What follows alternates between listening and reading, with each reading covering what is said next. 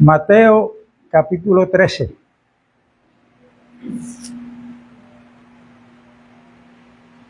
Y verso 31.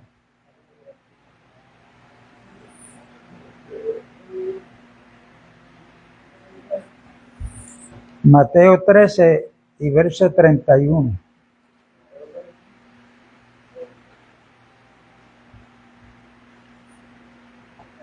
Debemos recordar que cuando Jesucristo comenzó a predicar, Él predicaba ante una multitud grande con diferentes creencias. Y Él vino predicando el evangelio del reino de los cielos. Usted va a encontrar en la Biblia que a veces dice el evangelio del reino de Dios. En otro versículo dice el evangelio del reino de los cielos. No admita discusión con nadie, es lo mismo. Hay un solo evangelio. Y Mateo menciona el nombre de el evangelio del reino de los cielos porque los judíos tenían una creencia que para ellos el nombre de Dios era tan santo y tan santo que para ellos era difícil mencionarlo. Y Mateo, pues, el Espíritu Santo lo dirige a decir el evangelio del reino de los cielos. Y Jesucristo comienza solo predicando ese evangelio hasta que luego que es bautizado y comienza su ministerio terrenal, que comienza a predicar, en un momento dado comienza a llamar los que más luego van a ser los apóstoles. Apóstol, lo que significa un enviado. Ellos pasaron a ser discípulos primero, para luego Jesús enviarlo y que descansaba sobre los hombros de los apóstoles. Seguir predicando el evangelio correcto, el evangelio del reino de los cielos, el que ellos recibieron de su maestro, que es Cristo Jesús. Ellos pasaron a ser primero discípulos. Y un discípulo es uno que aprende de su maestro. En este caso, el maestro es Cristo Jesús, no tanto para los discípulos de aquella época, sino para nosotros en el día de hoy. El verdadero maestro se llama Jesucristo. ¿Ok? Y Jesucristo, sabiendo con lo que él se iba a encontrar, no solamente él, sino con lo que se iban a encontrar los apóstoles cuando fueran enviados, pues él dedicó 3 años no solamente a predicarle a multitudes, sino a enseñar a sus discípulos. Y él tenía que dejar claro en ellos que ellos tenían que ser discípulos y luego apóstoles, creyentes hasta el final, y por ende la fe de ellos tenía que ser fortalecida y tenían que ir creciendo en la fe. Y por eso es que Jesucristo comienza a hablarles por parábolas. ¿Okay? Entonces aquí en el verso 31 del capítulo 13 dice lo siguiente: otra parábola les refirió diciendo: el reino de los cielos es semejante al grano de mostaza que un hombre tomó y sembró en su campo, el cual a la verdad es la más pequeña de todas las semillas, pero cuando ha crecido es la mayor de las hortalizas y se hace árbol de tal manera que vienen las aves del cielo y hacen nidos en sus ramas. Esta parábola no solamente la podemos ver como una enseñanza para el momento, sino que es una parábola también profética. ¿Okay? Jesús le está hablando de cómo va a ser el reino de los cielos.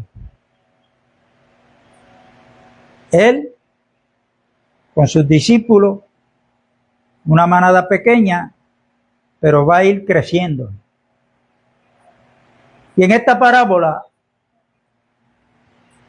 se ha hablado mucho del tamaño del grano de mostaza. Y que es la verdad, porque él dijo que era la más pequeña. Pero bien poco se ha enseñado del carácter de la semilla de mostaza. Por ejemplo, si usted lee Mateo capítulo 10, Jesucristo le dice a los discípulos, cuando los va a enviar a predicar de dos en dos, les dijo, yo los envío como ovejas en medio de lobos. Van a tener problemas. Siguió hablándole ahí de las cosas negativas que se iban a encontrar en el camino. Al final le dice, el que persevere hasta el fin, este o ese será salvo. Y esa advertencia que hace Cristo no solamente está ahí en Mateo 10, sino en otros capítulos de los evangelios, donde él advierte que esto no es asunto de empezar. Gloria a Dios porque empezamos. Pero esto es asunto de ir hasta el fin. Creyendo lo mismo, ser cada día fortalecidos en la fe, con la esperanza de la vida eterna, como dijo Pablo a los Corintios, que las aflicciones de este siglo no se pueden comparar con ¿qué? Con la gloria venidera. Y la gloria venidera es la gloria que Cristo ha restaurado para nosotros, que Adán, antes de pecar, la tenía con su pareja, que luego la nombró y le puso nombre Eva. Fue el nombre que Adán le puso a su esposa. Y cuando leemos ahí en Génesis, vemos que ellos estaban desnudos y no se avergonzaban. ¿Cuál era la vestimenta que ellos tenían? Pues ellos tenían la gloria de Dios, los cubría. ¿Ok? Para mí no es trabajo yo entender eso así de esa manera, porque en Romanos 5 dice que ese Adán era figura de Cristo Jesús. Y cuando Cristo vino, en el verso 14 del Evangelio de Juan, del capítulo 1, dice que aquel verbo se hizo carne. ¿Qué más? Y vimos su gloria. Gloria como la del unigénito, Hijo del Padre, lleno de gracia y de verdad. Y esa gloria que Adán perdió, cuando usted lee Juan capítulo 7, Jesús le está orando al Padre y dice, Padre, la gloria que yo tuve al principio contigo, ¿no? Él quería volver a ese estado, pero es lo que Él nos ha ofrecido. Y para tener la gloria de Dios a capacidad, en nosotros tiene que haber fe y esperanza. Y la esperanza la manifestamos en aquello que todavía no lo tenemos. Pero como creyentes sabemos que un día, que no sabemos cuándo, lo vamos a tener. Esa es la gloria venidera. ¿Ok? La gloria venidera. Y Jesús, enseñando a los discípulos y a nosotros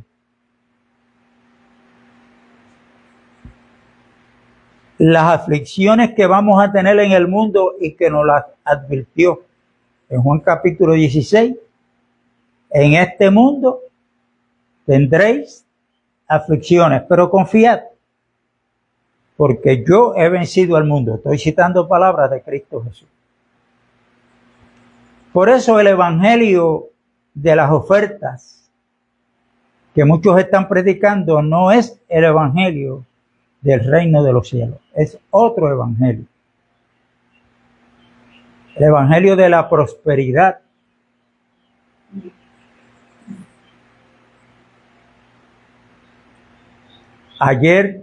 Anoche escuché a un pastor en un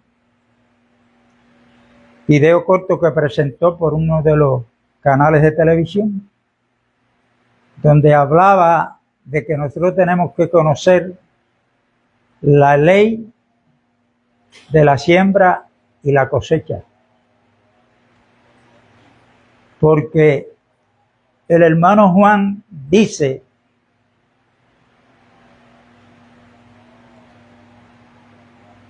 a Gallo, Dios quiere que tú seas prosperado en todas las cosas, que tengas salud, así como prospera tu alma.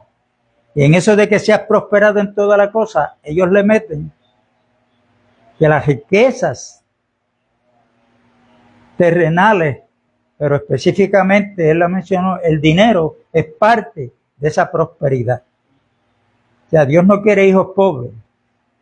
Y yo pensando qué difícil se le haría a un predicador de esa clase que uno le pida que predique sobre lo que le dijo Cristo, inclusive a los discípulos, que está en Lucas capítulo 12, cuando le dijo: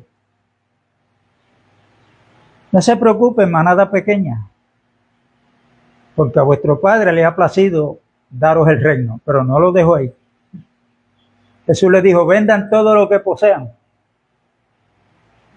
y denlo a los pobres, y así tendrán tesoros en el cielo.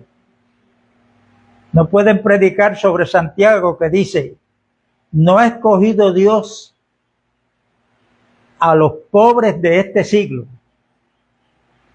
para que seamos ricos. Santiago, pero ricos ¿en qué? Ricos en fe y herederos del reino que Dios tiene preparado. Claro que Dios quiere que nosotros seamos ricos, pero ricos en fe. Tener dinero, no me vayan a malinterpretar, no es malo, no es pecado. El pecado está en el amor al dinero o la confianza que se le puede tener al dinero, o que el dinero, en vez de yo usarlo, él me esté usando a mí. Y ahí lo convierto en un ídolo. ¿Ok? Así es que para nosotros llegar al final tenemos que coger las advertencias de Cristo, que esto no es un camino de rosas. Hay rosas pero con espinas. ¿Ok? De esto podemos hablar y debemos hablar y tenemos que hablar, porque tenemos que conocer que hoy muchos se están lamentando porque están echando de menos la vida de iglesia. Y la vida de iglesia no es otra cosa que la manifestación de Cristo a través de su cuerpo, que es la iglesia. Porque no hay dos vidas, celestiales, hay una sola. Pero Cristo no se puede manifestar en mí como vida hasta tanto yo no sea quebrantado. Hasta que llegue un momento en que yo diga como Pablo: ya no vivo yo. Ahora Cristo puede manifestarse como vida Pero para eso tenemos que estudiar lo del quebrantamiento siguiendo el ejemplo de Cristo Jesús. Entonces Cristo, aquí en esta parábola, se ha hablado de la fe como un granito de mostaza, que es pequeño. Y es verdad, yo no voy a contradecir eso. Pero las características del grano de mostaza es la que tenemos que ver. No simplemente que es pequeño. Porque en Romanos 12 dice que, digo pues, dijo Pablo en el verso 3, por la gracia que Dios me ha dado, digo a cada uno que esté entre vosotros que no tenga más alto concepto de sí que el que debe de tener, sino que piense de sí con cordura, conforme a la medida de fe que Dios repartió a cada uno. Una medida de fe, pero no es para que se quede como Dios me la dio. Es que en el transcurso de mi caminar en este mundo como creyente, esa fe debe crecer. Y la fe va creciendo por medio del conocimiento de la palabra, porque en Romanos 10, verso 17 dice que la fe es por el oír, y el oír la palabra de Dios. O sea que si no le dedicamos tiempo a la lectura de la Biblia individualmente, ¿cómo ustedes van a saber que yo le estoy predicando la verdad? Tenemos que hacer como los bereanos, ¿verdad? Y que yo como humano en algo me equivoco. Y usted también. El único que no se equivoca es el Señor. Entonces tenemos que ser humildes para ser corregidos. Para ser corregido con un espíritu de mansedumbre, no como un dictador, sino con espíritu de mansedumbre. Y el Señor, sabiendo lo que esperaba a los discípulos, le dio esa medida de fe. Pero el carácter de la semilla de mostaza es el siguiente. Y ellos, como agricultores que eran, y que esa semilla de mostaza donde se daba y la cultivaban era ahí. Ellos sabían lo que el Señor le estaba hablando. Pero las características del grano de mostaza es bueno que nosotros la conozcamos. Y es el siguiente. La semilla de mostaza tiene una cubierta que no importa el ambiente que se le presenta, ella soporta cualquier ambiente. Si la ponen en tierra árida, ahí no hay nada que la destruya.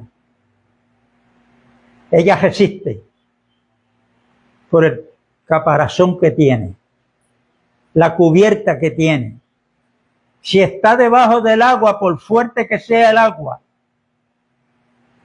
ella se mantiene inquebrantable. No importa la situación, la semilla de mostaza se mantiene inquebrantable ante cualquier situación adversa. Y eso es lo que el Señor quería que los discípulos y nosotros hoy debemos de entender. Eso yo lo puedo conectar con Mateo 7, donde Jesús dijo, no todo el que me diga Señor, Señor, entrará al reino de los cielos, sino el que hace la voluntad de mi Padre que está en los cielos. Y él siguió diciendo, el que oye mi palabra y la pone en práctica, yo le voy a decir a quién lo voy a comparar. Lo voy a comparar a un hombre que fue a edificar su casa, y esa edificación es la vida espiritual, y puso el fundamento sobre la roca. Vino el río, vino el mal tiempo, dio con un ímpetu sobre la casa, pero no cayó. Pudo resistir, ¿por qué? Porque la vida espiritual de nosotros está fundada sobre el verdadero fundamento que es Cristo Jesús. Pero el que oye su palabra y no la pone en práctica, dice, lo voy a comparar a un hombre que fue a edificar y puso el fundamento sobre la arena. Cuando está edificando, viene la casa, que es su vida, vienen las pruebas, las tribulaciones, dan contra esa casa. ¿Y qué pasó? Fue grande la ruina de la casa. ¿Por qué? Porque no tenía el verdadero fundamento. Por eso el fundamento de nuestra vida espiritual no puede ser ningún hombre, ningún pastor, ningún evangelista, ningún profeta. Nadie puede poner otro fundamento, dijo Pablo en Corintios 3, que el que ya Dios puso, el cual es Cristo Jesús. Por eso él dice, sobre ese fundamento, que es el único que Dios puso, tengan cuidado cómo sobreedifican, porque muchos están sobreedificando en madera, heno y hojarasca. Eso es temporero. Eso no sirve. El verdadero edificador edifica en oro, plata y piedras preciosas. Piedras preciosas. Así es que, viendo el carácter de la semilla de mostaza, cómo es, vuelvo y digo, no es que yo estoy contradiciendo que no es la más pequeña, sí es la más pequeña. Pero cuando se siembra, que crece, sigue creciendo y en el huerto se hace más grande que todos los demás árboles que están ahí sembrados, comienza a echar rama de tal manera que las aves pueden venir y anidar en ellas o bajo su sombra. ¿Por qué yo dije que esa parábola es profética? Si usted lee al profeta Daniel y luego Apocalipsis, usted va a ver que el reino de los cielos, que comenzó pequeño, con el más grande que se hizo el más pequeño, que es Cristo, pero numéricamente él empezó solo y luego con 12, ante una multitud de miles y miles y miles que estaban la mayor parte en contra de ellos. Entonces Cristo tiene que enseñarle que aunque son pequeños numéricamente, el reino de los cielos, cuando se siembra en el corazón de cada hombre y cada mujer, va a crecer. ¿Cómo? Aquí hay que tener cuidado, porque hay otra parábola que él la compara con la semilla que un agricultor fue al campo y sembró. Ese agricultor es él. Y se fue a su casa y estuvo allá de día y de noche, y la semilla que él sembró creció y él no supo cómo. Porque de sí la tierra es la que hace que esa semilla crezca, salga la espiga, siga creciendo y luego eche el fruto. Nosotros fuimos formados del polvo de la tierra, no creados, formados del polvo de la tierra. Dios creó al hombre en un ámbito espiritual, a imagen y semejanza de él. Luego le dio la forma con el polvo de la tierra.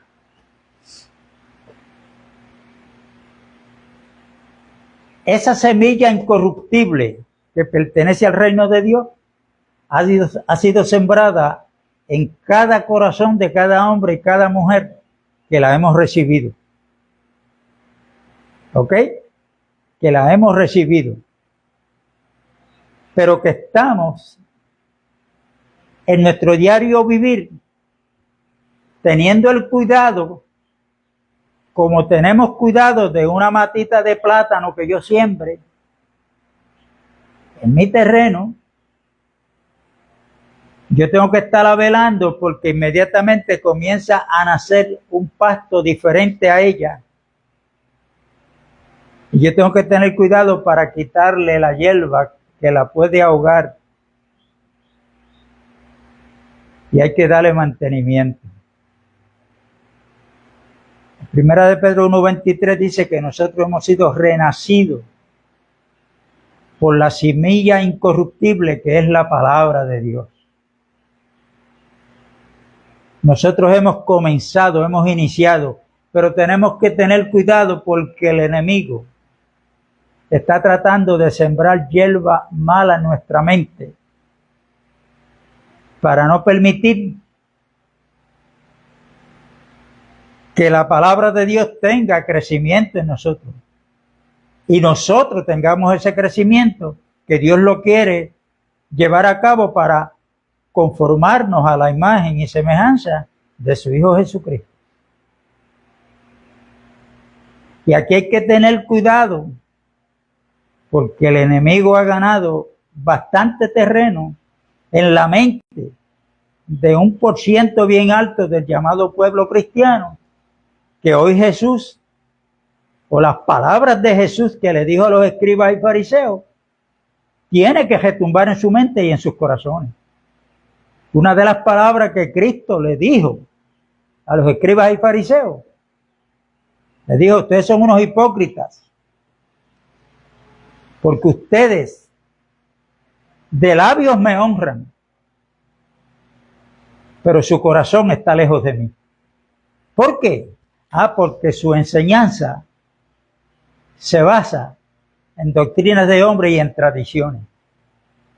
Y ahí hay una mezcla que si usted lee el libro de Deuteronomio, específicamente el capítulo 22, léalo, luego en su casa. Dios prohibió al pueblo de Israel, que era un pueblo agrícola, que cuando iba a sembrar en un predio de terreno, no podía mezclar semillas en el mismo terreno. Tenía que ser una. Dios le prohibió a este pueblo de que cuando fueran a enyugar una yunta de bueyes para arar el terreno, no podían enyugar a un buey con un asno. Eso es yugo desigual. Si usted lee el libro del profeta Nehemías, cuando Dios los trajo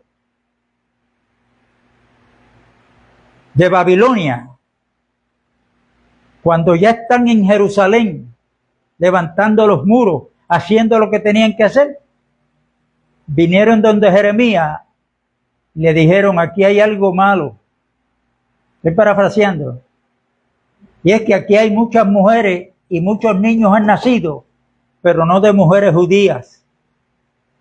Son extrañas que los judíos tomaron por mujer, y ahí dañaron la casta. Y eso Dios no lo permite. ¿Qué hizo Nehemías? Llamó al pueblo y todos los hombres que tenían mujeres extrañas con sus hijos tuvieron que devolverlas a Babilonia. Dios no permite el yugo desigual. Por eso es que la mezcla de religión con lo que es el reino de los cielos no sirve. Por eso es que hay que tener cuidado con la ley, que no se puede mezclar con la gracia. Por eso es que hay que mantener la descendencia pura. Y nosotros tenemos el ADN de Cristo Jesús.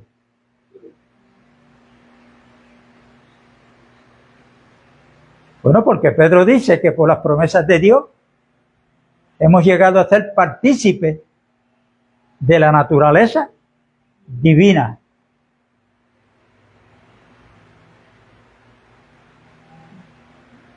Me salgo del tema, se sigue por acá. Y hay que tener cuenta, porque esto es de suma importancia. Nosotros podemos esquivar el cigarrillo, la bebida, no ir a la playa. Eso no está mal. Pero hay algo en muchos de nosotros que cuando tenemos que ser quebrantados, como no tenemos el conocimiento, tratamos de defendernos. Y ese no fue el sentir que hubo en Cristo. Filipenses 2 dice, haya pues en vosotros el sentir que hubo en Cristo, que siendo Dios no estimó el ser igual a Dios como cosa a que aferrarse, sino que se despojó, o sea, que no hizo uso de lo que él era y actuó como hombre, actuó como siervo. Y si usted lee Isaías 53, usted va a leer ahí que Dios quiso quebrantarlo en su vida de 3 años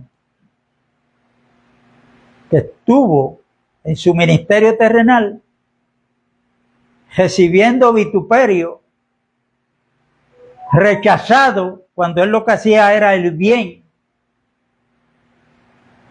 y nunca se defendió. No buscaba el aplauso, no buscaba la gloria que viene del hombre.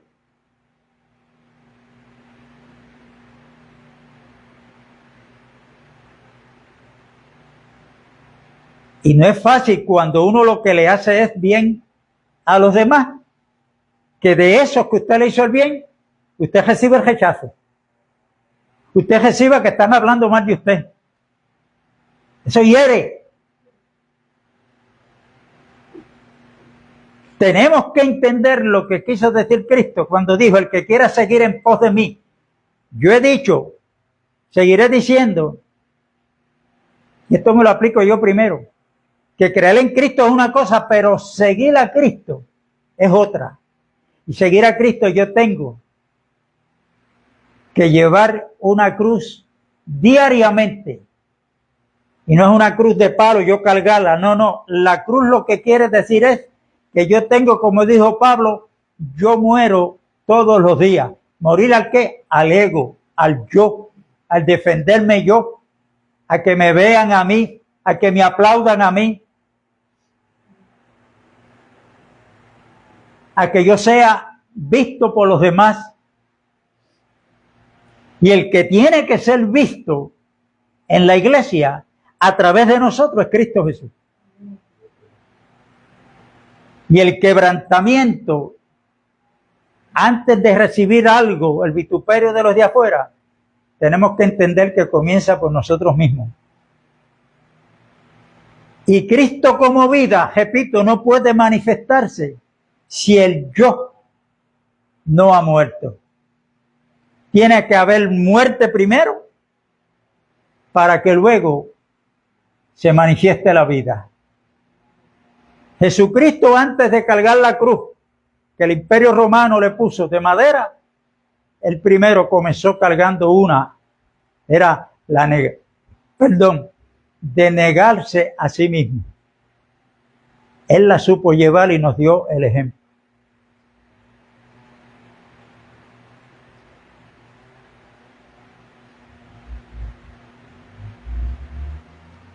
Y aquí tenemos que tener ese cuidado, ser enseñado, porque usted no me diga a mí que Pablo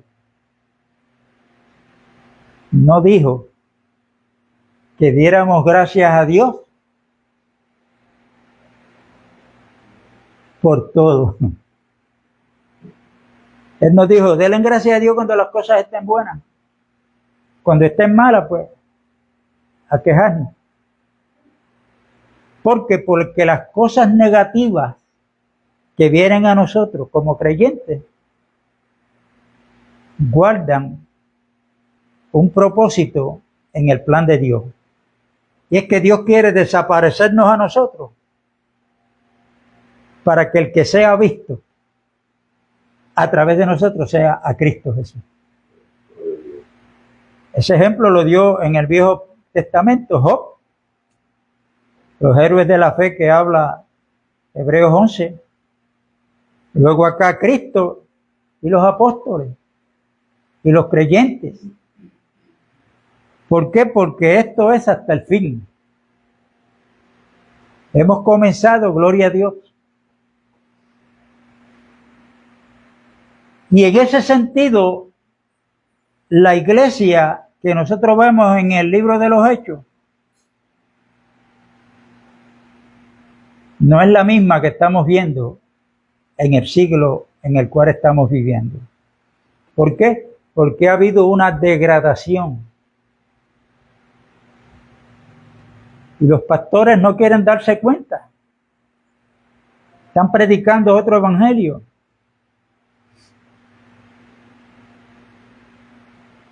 El evangelio de las ofertas,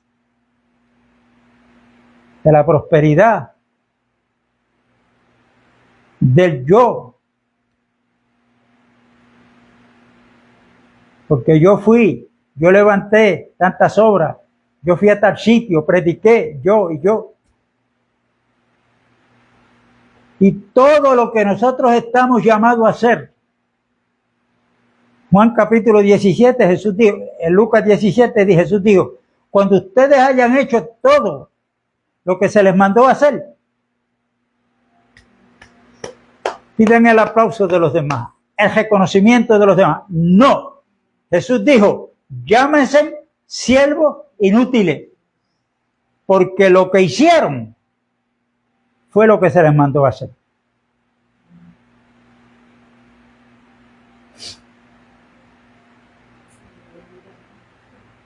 ¿A quién usted ha oído en el tiempo que lleva en el evangelio presentarse como un siervo inútil? Por lo menos hasta ahora yo no he oído a nadie. Pero en la práctica, no en palabras, en la práctica, que se dé cuenta, yo soy un siervo inútil, porque lo que estoy haciendo es porque se me mandó a hacerlo. Esto no sale de mí. Lo que estoy haciendo es por la gracia de Dios, como dijo Pablo. Y eso lo tenemos que no solamente creer, sino ponerlo en práctica. Son dos cosas diferentes. Y seguir a Cristo, como él sabía que para seguirlo iba a ser en medio de lobos, Satanás viene a atacarnos de diferentes maneras. ¿Cómo usted cree que Puerto Rico va a progresar?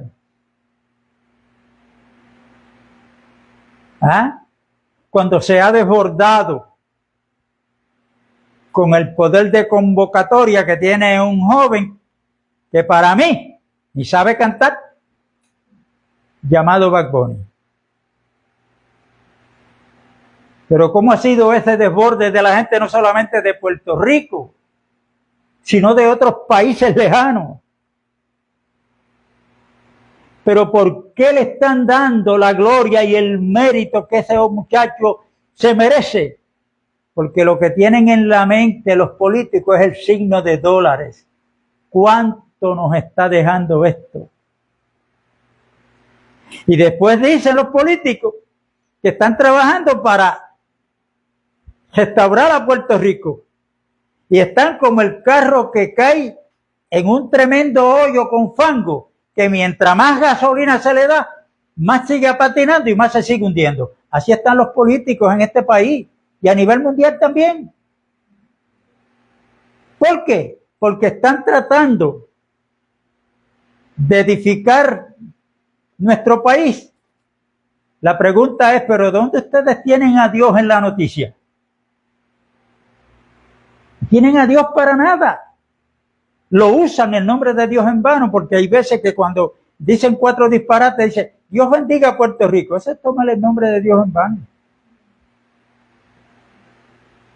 ¿Y dónde están aquellos que tienen la oportunidad para citarle a estos políticos porque la han tenido, la tienen, muchos de ellos, de decirle en la cara que David dijo a tiempo, si Jehová no edifica la casa, en vano trabajan los que la edifican?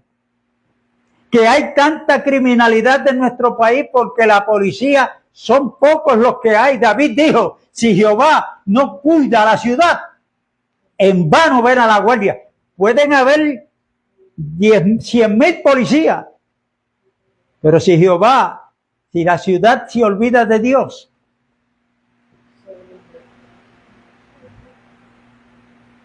entonces se confían en los políticos. Maldito el hombre que confía en el otro hombre, dice Dios a través de Jeremías en el capítulo 17.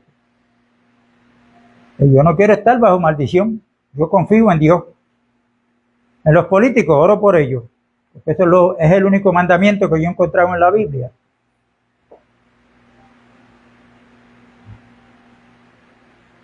Pero yo no voto. Yo seguí estudiando la Biblia. Yo como creyente llegué a la conclusión que yo no debo votar por ninguno. Porque cuando yo le doy el voto es porque estoy confiando en ellos. Y lo malo que haga ese político que yo le di el voto, yo soy culpable también. Tan culpable es el que mata a la vaca como el que le aguanta las patas. Eso no está en la Biblia, no lo busque. Pero me están entendiendo, ¿verdad? El porqué de las cosas. Nosotros tenemos que ser un pueblo aparte. Déjeme ver cuando Dios me dé el permiso de profundizar en la palabra santidad, porque sin santidad nadie verá al Señor. Pero para adelantarle, la palabra santo lo que significa es apartado. Apartado para Dios, pero ¿de qué yo me tengo que apartar para ser de Dios? Pues del mundo, de todo lo que tiene el mundo. De todo lo que tiene el mundo. Así es que esa fe que Dios nos ha dado está siendo probada ya por muchos de nosotros. Imagínense la noticia de nosotros aquí en Puerto Rico, cuando la hija mía allá en la Florida le dio el COVID. Le lastiman las cuerdas vocales. Ahora está con una traqueotomía. Se vio al borde de la muerte. Esas no son buenas noticias. Pero gracias a Dios que ella le sirve al Señor. ¿Ah? Y ahora no la pueden operar los médicos, los especialistas. Pero hay uno que todavía hace milagros. Ese es Dios. Y ella se ha mantenido ahí firme. Y cuando vino la noticia, yo la vi en un video que me mandaron. No es fácil. A los 9 meses de yo estar convertido, tuvimos la experiencia de Junito. Un bebé. 7 años era, Alicia. Cuando cayó en el hospital del niño con leucemia, yo no sabía lo que era eso. Cáncer en la sangre. Mire qué cantazo. Yo estaba allí con él en el hospital, pero yo no sabía. Doné sangre para una nena. Y cuando el otro día fui, que pregunté por ella, me dijeron, anoche murió. Compañero de cuarto que tenía Junito, otro día fui, no, él murió. Y el médico de cabecera de Junito se llamaba Víctor. El paciente era Víctor y el papá del paciente es Víctor. Él tenía unos espejuelos, de esos que tienen los cristales bien gordos. Y a los 7 días, él vino para acá contento y me dijo, tocayo, le tengo que dar una buena noticia. Y le dije, dígame, doctor. Todos los médicos no podemos entender por qué tu hijo ha recibido el tratamiento de tal forma que te lo podemos dar de alta a los 7 días. Yo le dije, ¿qué tratamiento? Bueno, el tratamiento que se le ha dado diariamente. Pero si aquí él lo que ha hecho es uso de la cama, del desayuno, almuerzo y comida, que aquí él no ha recibido aquí nada más. Y cuando buscó en el expediente, busca, se le había olvidado de poner las recetas de lo que tenían que darle todos los días. Y las plaquetas que le bajaron a 9,000 siguieron subiendo. Hasta que a los 7 días me lo dieron de alta con una receta para que yo la comprara y en casa le siguiera el tratamiento, que era de prednisona. Eso le tumbaba el pelo y lo hinchaba. Y yo lo tenía que llevar todos los miércoles al centro médico. Lo llevé por 3 miércoles corridos. Después me dieron la cita para de cada 2 semanas. Y después me la dieron una vez al mes. Y ahí yo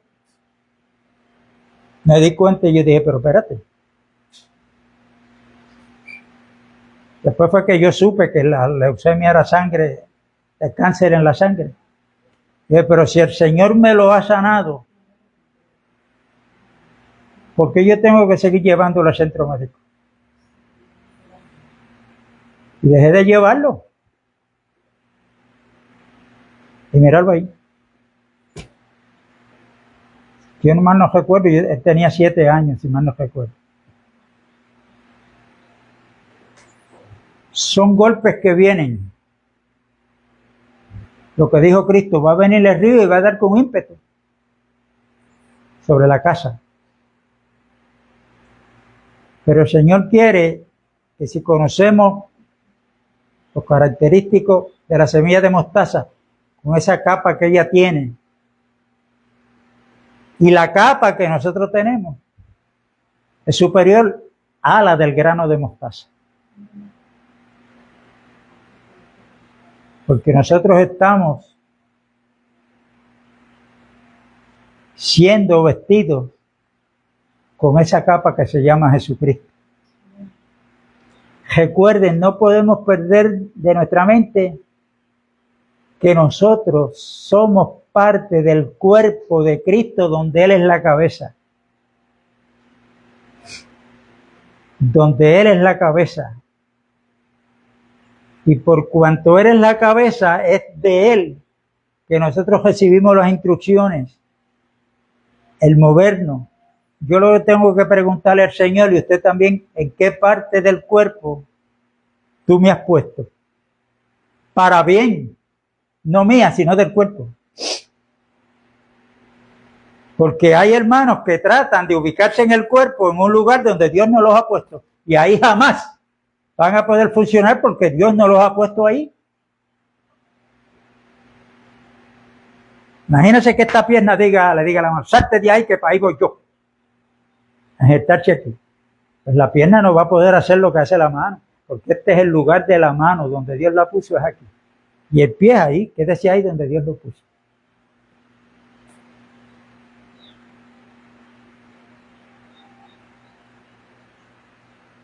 Así es que el sistema religioso, o de cualquier religión, no importa cómo se llame, nosotros tenemos que examinarnos. Si hay algo en nosotros, tenemos que sacarlo.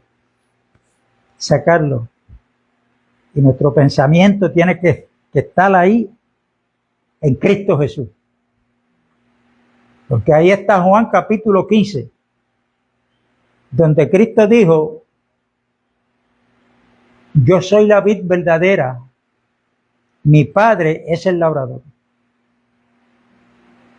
Todo pámpano que en mí no lleva fruto, será cortado y echado al fuego. Pero el pámpano que lleve fruto, Dios lo va a podar. Yo me acuerdo de esa administración hace años que la trajo Jaúl. Nos va a podar para que llevemos más fruto. Y esa poda es lo que si no entendemos muchos, no la vamos a pasar, la prueba. Y para quebrantarnos, usted puede irse al monte a orar 3 días, 3 noches, 10 días, 10 noches. Para que su carácter sea destruido, está perdiendo el tiempo. Está perdiendo el tiempo. Ay, hermano, ore por mí, que yo tengo un genio. No es con oración. La oración tiene otro lugar y otro propósito. Ese hombre, ese mal genio, Dios lo va a procesar por medio de pruebas. donde usted y yo tenemos que estar conscientes que esto es así. Que esto es así. Porque lo que el Señor quiere manifestar a través de cada uno de nosotros es el carácter de Cristo, que es lo que Pablo habla en Gálatas 5, el fruto del Espíritu: amor, gozo, paz, paciencia, benignidad, bondad, fe, mansedumbre, templanza. Esa mansedumbre no es de usted. Usted no la puede fabricar, ni yo tampoco. Esa mansedumbre es un carácter de Cristo que sí, Él quiere manifestarse a través de nosotros. El Dios de toda paciencia, hay que tener paciencia. Queremos todas las cosas así, mire. Abraham estuvo esperando 25 años para ver la promesa de Dios que le había prometido. 25 años. ¿Qué hizo Abraham? Romanos 4 dice que se fortaleció en fe, creyendo que aquel que le prometió era fiel para cumplir lo que había prometido. Por eso esto es hasta el final. Aquí mismo yo dije que la palabra era profética, tenía parte de profecía. ¿Por qué? Porque al final, ahora quien manda en cada país es su presidente o su gobernador, qué sé yo cómo le llaman, pero va a venir un momento, dice Apocalipsis 11, que todos los reinos vienen a ser ¿de quién? De Cristo Jesús. Cristo es el que va a gobernar a nivel mundial. Se acabaron los gobernadores, legisladores, asambleístas, alcaldes, se acabaron, ya eso terminó. Ahora es Cristo quien va a gobernar con su iglesia. Por eso es que todos los reinos del mundo pasan a ser de Cristo, porque Él es el que viene a reinar por 1000 años. Y aquellos que perseveremos hasta el final, como dice Apocalipsis 5, reinaremos con Él en la tierra. En la tierra. Esa es nuestra esperanza. Pero para eso tenemos que permanecer en la vid. Ahora, ¿de dónde se alimenta el pámpano? Para dar fruto. Se alimenta de la verdadera vid, de la savia que la vid le proporciona. Pero hay que tener cuidado de que esa savia que me da la vid, que es Cristo, yo no la coja para gloriarme yo. Porque si lo estoy haciendo, pobre de mí, como están haciendo muchos. Que hay muchos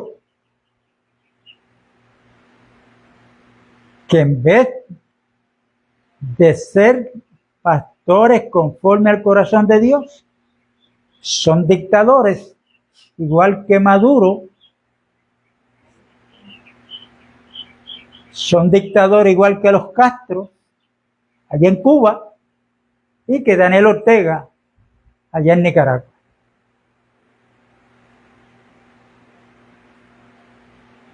Aquí hay que hacer lo que yo diga porque yo soy el ungido de Dios. Mire, el ungido de Dios es Cristo. Y Juan dice que nosotros tenemos la unción del Santo. Esto no es individual. El Señor mandó la unción del Espíritu Santo al cuerpo. Al cuerpo. Y como tal tenemos que funcionar. No trate de ubicarse en el lugar donde Dios no lo ha puesto, porque no va a poder funcionar. Pero todos tenemos que funcionar en el lugar que Dios nos ha puesto.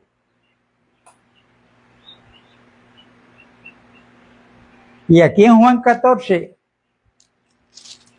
después de la muerte de Juan el Bautista, Del verso 22 en adelante, vamos a encontrar,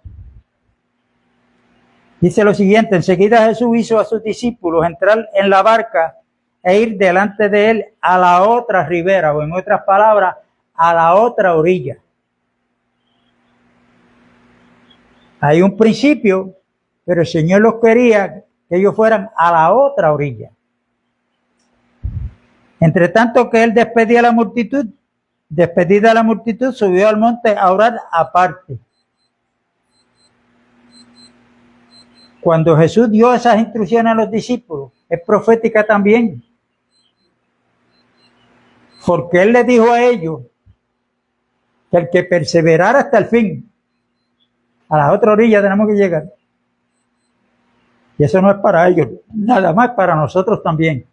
Nosotros comenzamos, pero hermanos, tenemos que caminar de tal forma y correr esta carrera con los ojos puestos en Cristo Jesús, despojándonos de todo peso y del pecado que nos asedia. Corramos con paciencia esa carrera. Despojarnos es examinarme a mí mismo. ¿Qué yo tengo en mi mente y en mi corazón primero que Cristo?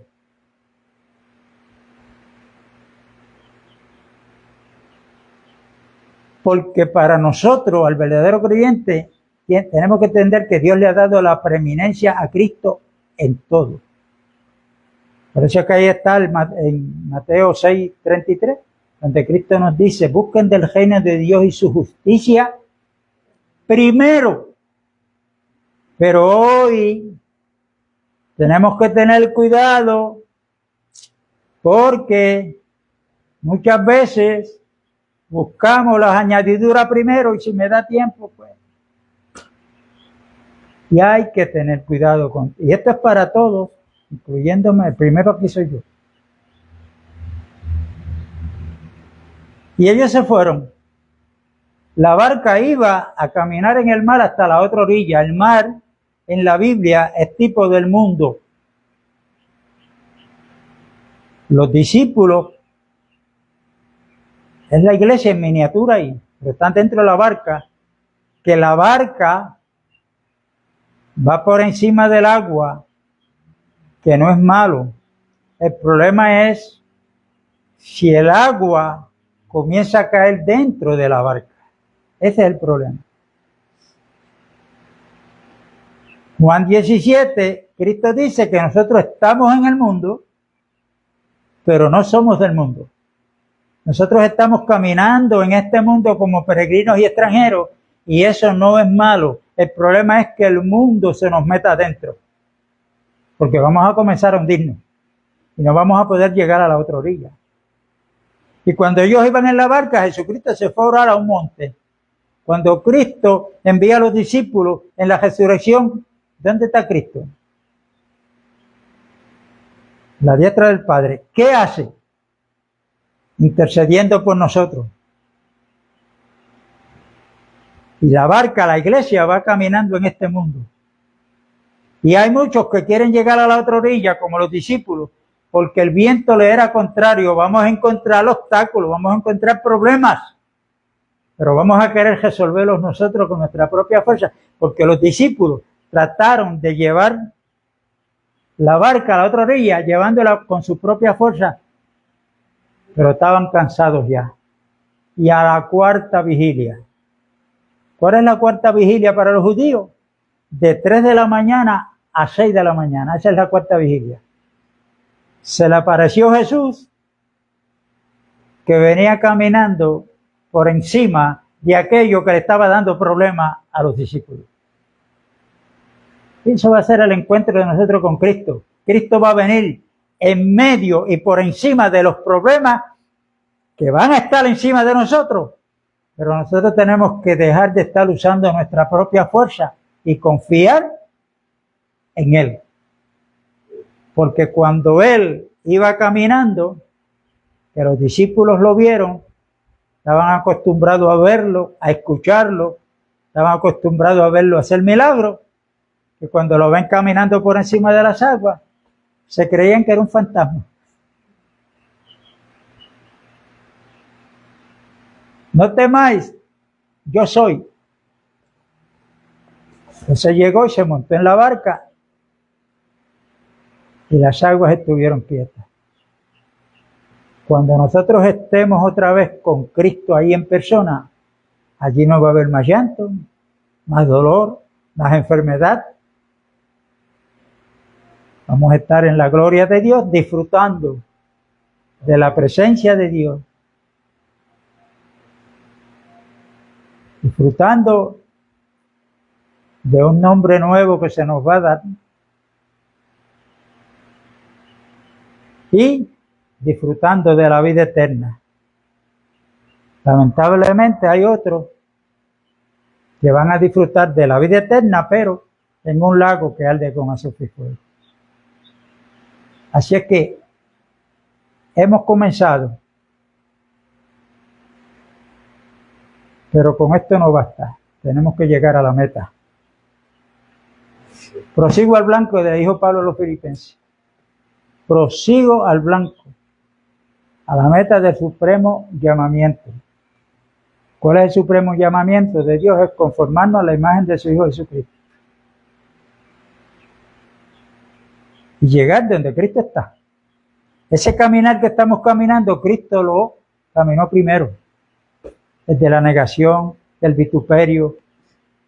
Cristo no buscaba aplausos, ni buscaba multitudes.